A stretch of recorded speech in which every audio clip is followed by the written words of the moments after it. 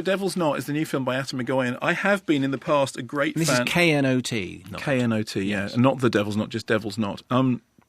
As it says in the poster, based on the true story of the West Memphis Three. This is inspired by and based on a terrible crime which happened May 1993 in West Memphis. 3 children disappeared. The bodies were subsequently found, and there was an ensuing court case in which 3 teenagers were charged with the murders, and there was lots of press stories about satanic cults and about their interest in Satanism, and convictions ensued. And since then, there has been nothing but controversy about those convictions.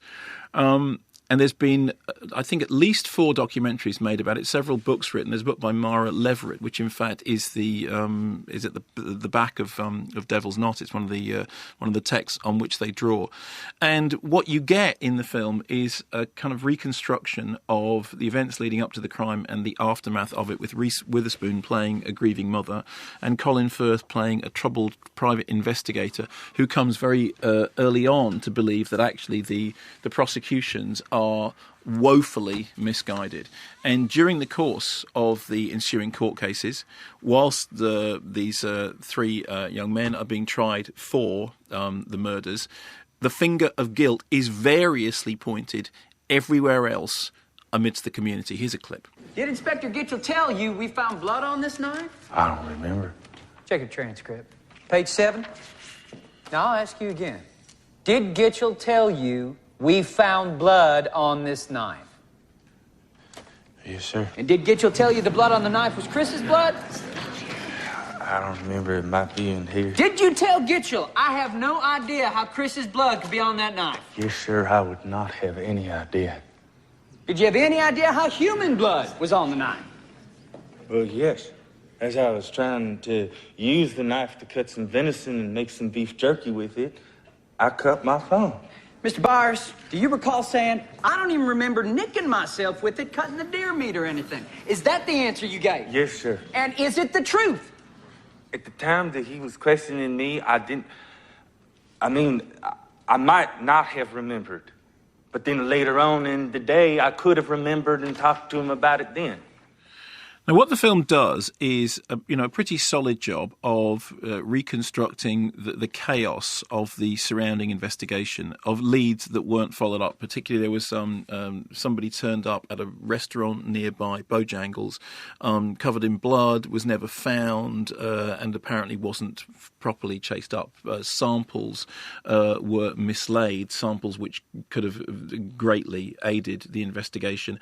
Other areas of suspicion, other suspects came forward, other confessions were made and confessions were retracted. And the film does a pretty good job of explaining that all of this happens under circumstances which are increasingly driven by a sort of hysterical desire to get the case closed. I think the problem is that what Atom Egoyan says is, because there is no sense of closure about this, there is no sense of closure about the case, and what Atom Egoyan says is the film in the end becomes about how do we deal with the aftermath of a terrible case like this? How do we deal with a world in which this kind of evil exists?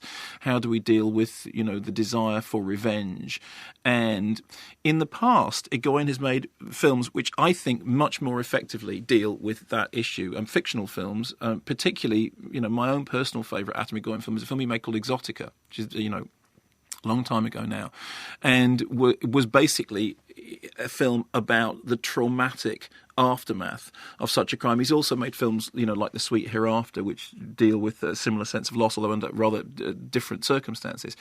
And I think that in the past he's dealt with those things, and the problem with Devil's Knot is that you end up not just questioning, not with just questions about the murder case itself, but questioning exactly what the point of the film is. I mean, it's efficiently done, but I'm not sure that it raises, that it takes the debate on any further. There are things in it that are very harrowing. Certainly the scenes which depict the aftermath of the crime are very, very, very unforgiving, as perhaps they should be.